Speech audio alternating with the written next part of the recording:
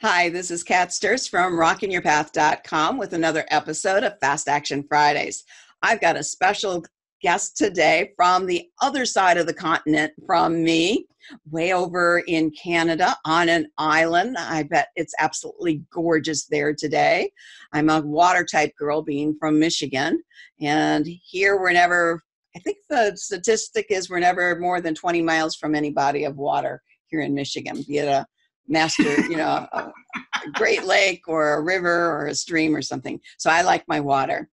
And my guest name is Darcie Buzzelle, who just love her humor, love her energy, love her sticky beeness, which is her brand. And she's going to be telling us about that. So Darcie, tell everybody a little bit about yourself and your background. Well, as you can tell from the color of my hair, I ain't fresh out of the water on this. I was trained as an interior designer, and I spent my career in interior design as a retail store designer. So the theory was we designed from the tissue paper to the architecture.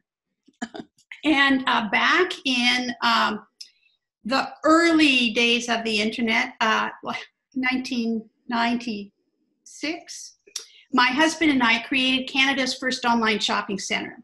Wow. And that was before Google, and it was before PayPal, and it was before, and you leap and the net will be there. And as they say, you can tell the pioneers, they're the ones with the arrows in their back. So we didn't have the success of Amazon, and we'd been kind of in and out of this internet gig for a while, but I have in the last, I've been at this gig for a long time. And so what I've done is taken my expertise and leveraged it digitally. So all of the folks that I work with, that is the essence of what this is all about. There's this perception that when we become digital, we leave everything we've ever known what to do, and it's a whole new world. And the fact is, it ain't. No. And we need to be proud of our history. We need to be proud of our experience, and we need to kind of connect some dots and figure out how do we leverage what we're doing from the past and bring it online. So I work with online entrepreneurs. So whether you're old or young, whether you're a homemaker, whether you're a retired school teacher, I help you to make it super simple for you to brand you and connect with your ideal audience. And I help you to get them sticky, get them stuck, and get them to stay like bees to honey. I love that. And it fits you so well. So if you haven't guessed by the title of this episode or what we are alluding to here, Darcie is a visual storyteller, and she really is good at helping people dig into their past, dig into who they are now, and express those stories that help us connect with our target audience, our followers. And here on Fast Action Fridays, we do a hybrid approach between business and life, because what happens in one often affects the other. And our stories are what helps us connect to our target audience, the people we're meant to be working with. I have stories, Darcie's got stories, and I go back tech-wise too, back to, the old CompuServe days and the Genie network days, pre-AOL and things like that. And we even have a few medical things that are similar, though not identical, in our past. So why are people afraid to share their stories, and what can we do about it? Because it's really helpful in rocking our paths, especially rocking our unique path, which is what we're all about here.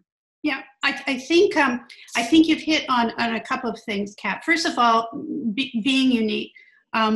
there is this notion that when we come on board, so if you're a network marketer, you've been recruited into a company. If you're a coach, you look at what other coaches are doing. If you're a solo entrepreneur, and we look at what everyone else is doing, and we try to mold ourselves into that facsimile. And the fact is, and I'll use network marketing as an example, some of these companies have 750,000 distributors. So if you do everything that everyone else is doing, if you use the marketing that everyone else is doing, why in heaven's name would I choose you? What makes you different? And the reality is, people don't join companies, they join people. And before they buy from you, they must first buy you.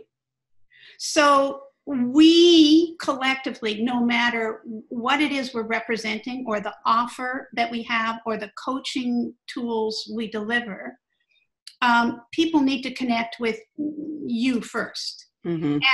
And I think the other notion is that we have this idea that we don't have a story unless we have a success. So until I can flip my many $100 bills in front of you or stand beside my rented Maserati and tell you how incredibly gifted I am, I don't have a story. Which is BS. Absolutely. And that's a big thing about people today, is our audience has very finely tuned BS barometers. And mm-hmm. If you're trying to blow smoke with somebody, you're going to get found out in a minute. But when we share our hope and our hopelessness, when we share our struggles and our trials and tribulations, it can become a journey of inspiration, a story of truth. And it's really all about being your authentic self. And I think a lot of people, and we may get into my story or not, but a lot of people think I can't share my struggle because that will make me look weak. And if I am to be a leader and to lead people, I can't look weak. And I think those are just all wrong. Right, right. So tip number one is be different from everything else that's out there by being uniquely you. Absolutely. Nobody's got your story. Right, right. And I love what you sent me. That is basically your tip number two, which is stories fuel the feeling mind. And that's what we're trying to reach when we reach out to prospects that are the right fit for us and we're the right fit for them, is that feeling, that emotion. So tell us a little bit about that. Well, I think there is this perception that I have an offer, and everyone who has a business online has an offer. So the best way to sell my offer is to tell you how incredibly cheap it is, or it's a good deal, that it is comes in red, so it's just the very best color, and that is a first mover opportunity, and it's the features and benefits. That's what we talk about. And our mind is broken into two minds, and one is that logical mind, and one is the emotional mind. Mm-hmm. And we have been taught to spend a lot of time talking about features and benefits because we think that that's going to connect with our audience's logical brain, and they're going to just buy my stuff, buy my stuff, buy my stuff. Yeah, we know they need it and can use it, so why they don't see that for themselves? Absolutely, absolutely. But what people don't really understand is it's not that logical brain that makes the purchasing decision. It is the emotional brain or the feeling brain that says, I want to purchase this. I need this.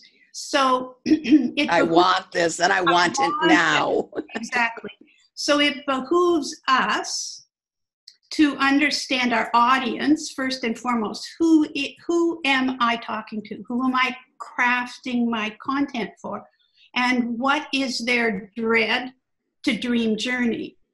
So it's not about what I can sell you. It's about how can I help you, not do it for you, but help you solve your problem so that you can frame your offer into their emotional need rather than the features and benefits. Right, exactly. So your tip number 3 is ditch the pitch that so many have been told to use for so long. And I've ditched mine long ago. We've all been there. I'm the Purgatory Relief Coach for people who think marketing is hell.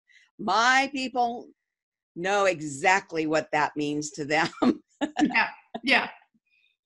And until I really embraced that, I was doing okay, but the people I really am passionate about serving and that I really enjoy working with, those are the people that resonate with that particular phrase. All right.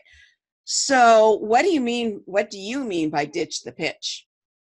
Well, I think everybody has a pitch. And we've been taught historically that you've got that elevator pitch. So, and the notion was when you went from the main floor to the top floor, you could deliver your pitch and presumably you would get venture capital money for this great idea you had. And first and foremost, no one has the attention span of an elevator ride anymore. We've got 9 seconds to grab people's attention. And that attention span apparently is the same as a goldfish. And I have no idea how they measured that. But so when we're talking to people, and we go back to that before they buy from you, they must first buy you, that we need to make a connection. So when we pitch, my pitch is about me, and it becomes not about you.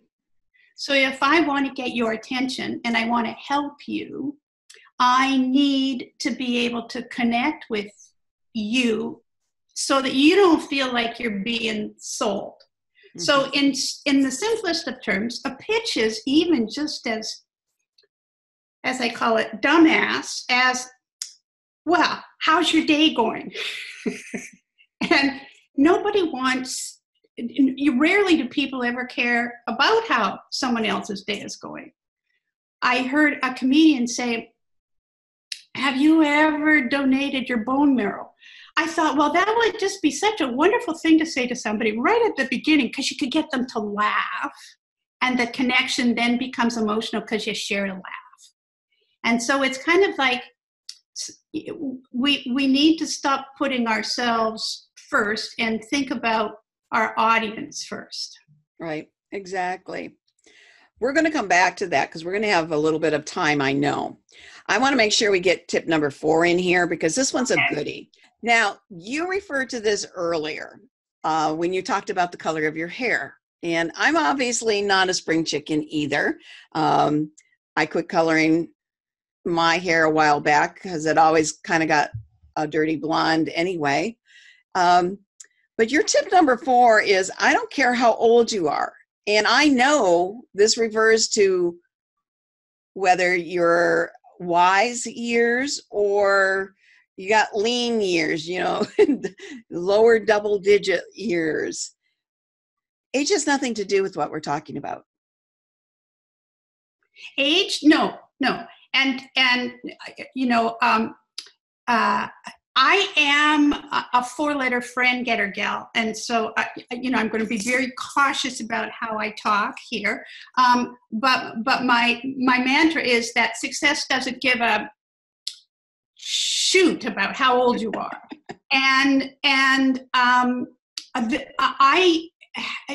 There is a perception that because my hair is white, all my audience are mature women of a certain age. And while they are certainly part of my audience, I actually have kind of in the 35 to 45 age range are gals who enjoy my sense of humor and how I can help them with their business. So when we look at demographics and who our audience is or could be, it's not about age. I mean, there are certain things that age implies. Right. It really depends on exactly what you are selling and whether traditional demographics is a good way to identify your market. For coaching and consultants, that's not the best way to identify our audiences. I know what you're saying. One of my longest term clients, started with me in his 20s, and it's a he. I've always been like 40, 60, 60, 40 in men and women. I don't specialize just in women. I love women. I do coach, and I do a lot of work with women, but I also deal a lot with men, and that's always been the case for me. So that goes back to my story. I've always been comfortable in that arena, even back to my 7 years on the county sheriff's posse as a volunteer deputy when I was the only woman for the first 3 years I was there. Did you wear a gun? No, we didn't wear a gun. We did do some training with the Detroit Mounted Police, and we were deputized. We did search and rescue. We did security at fairgrounds. Various things. So it was intense training to go through, but it wasn't a female environment. Yeah, I've been in a male environment most of my life, working in an architectural practice, and I can hang out with the best of them. But I think I particularly like working with women because I think a lot of women, guys can just kind of land. I mean, the online environment, if one lines up the successful women and the successful men, the men, there's way more men than there are women. So I like working with the underdog too. So yeah, I like that. Yeah. Or a guy that really in tune with his emotions, which my guy is. So the message from you is, don't worry about what your age is. Oh, absolutely. Worry about who you want to serve. Well, yeah, and I think knowing, I have a little program called, Let's Reveal Your Avatar's Underpants. And the idea is, do you wear, granny gaunch, or do you wear tighty whities? Or because it's about relating to people's sensibilities to get them, if you're a golfer, presumably you would like to work with people who are maybe golf enthusiasts, so that you have a common interest. It's not, if you're just, because you're 50, you only work with 50-year-olds. I mean, that doesn't make sense. Well, I want listeners to know that Darcie does have a free resource for you. I'll be putting it on the screen, and if you're watching this on YouTube or the blog post, you'll be able to read this and link directly to it. If you're listening to this, it's free training, and it's at stickybideas.teachable.com. And that's sticky, just like a Post-it note would be sticky, STICKYBEEAS.teachable.com. Tell us a little bit about what we get with that if we sign up for that. You don't have to sign up. You just can go to it. That. Yeah, you can just go to that, and there's a little free training there that talks about the foundation that everybody needs for a successful business from my perspective. It's a little trifecta about you need to unleash your awesome, you need to know who your audience is, and then you need to attract them. So awesome, audience, and attraction. And then I have assembled about 30 different courses about teaching people how to do various things online. And my monthly newsletter is called The Buzzword. And so if you want to do a Facebook Live and you don't know how to set your camera up, if you want to look at your story, your structure, and your substance, how do you frame that? If you want to figure out who am I, which is the most important part of this prospect is, I have some questionnaires that you go through. And the little training I'm working on with my group right now is all about creating your manifesto. Or as a woman, we'll call it Femifesto. Love that. And you do have a special coupon. You're going to have to go to my website to get the special coupon if you want to gain access to all of these additional resources from Darcie. So we've got a minute or two, and I want to go back to ditch the pitch, because I know from experience working with people, they have such a hard time verbalizing what they offer people. Do you have any special tips on how to figure that out and what to say?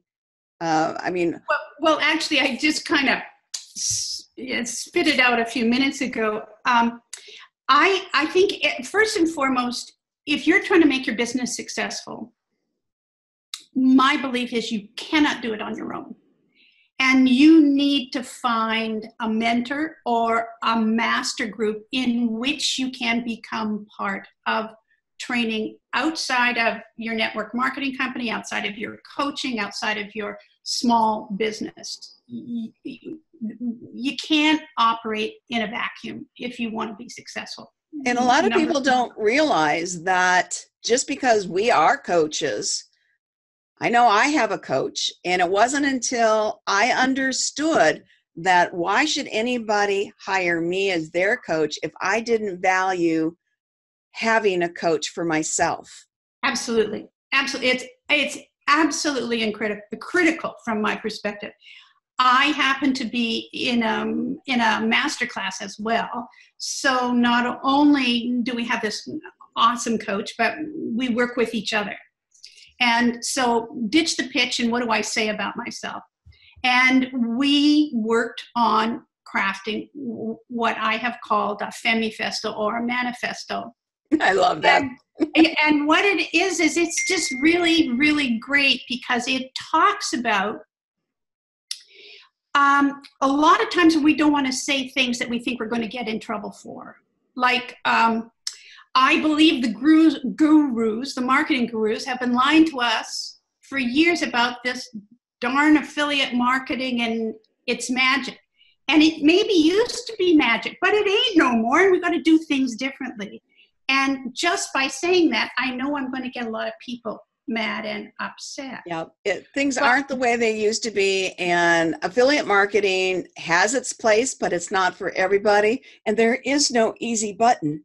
No, absolutely. There's an easier button than what you're doing right now, but there's and I think, Kat, it goes back to this. You know, we have to first and foremost believe in ourselves, because if we're asking someone to buy from us, whether that's a product or a service or coaching or a program or a widget, we have to be able to present ourselves in a manner that gives someone else confidence in our ability. And going through this Femifesto exercise, of which there are like about 20 questions, and you craft them all. And if you look, Lululemon has a manifesto. Like if you pull manifesto up on the internet, you'll see a whole bunch of different companies, organizations who put these things together. So when someone says, well, why should I choose you? It's kind of like it's your mission statement and a series of them that you can go back to. Right. All of the anticipated all of the answers to their anticipated questions that you can anticipate somebody would ask or want answered to, why you over someone else. And not every coach, not every product, not every service is the perfect fit for everybody. So absolutely. I love that we can have the same mindsets about these things, but different ways of teaching it, different ways of expressing it based on our unique value and our personalities and all of that. Well, you've shared a ton of stuff. If you're reading, if you're listening to this or you're watching, you're going to want to go back to rockingyourpath.com and look for the related blog post to this episode. The link will be in the description area of YouTube. If you're listening on the W4 Diva Network, you're going to want to go to rockingyourpath.com and use the space bar. But there, I'm going to have some more tips from Darcie that she shared with me in a document. So you're going to want to check that out. Well, thank you so much for joining us today, and looking forward to whatever mutually rewarding networking opportunities come for both of us in the future. And let's close this episode. Thank you so much, Kat. This has been great. And you know, your group is a great resource to thank you. To participate in. Yep, that's the Rocking Your Path community on Facebook. So this is Kat Sturtz from rockingyourpath.com, closing another episode of Fast Action Fridays. Come back next week when I'll have another great special guest. And until then, remember to keep rocking your unique path to success. Bye-bye.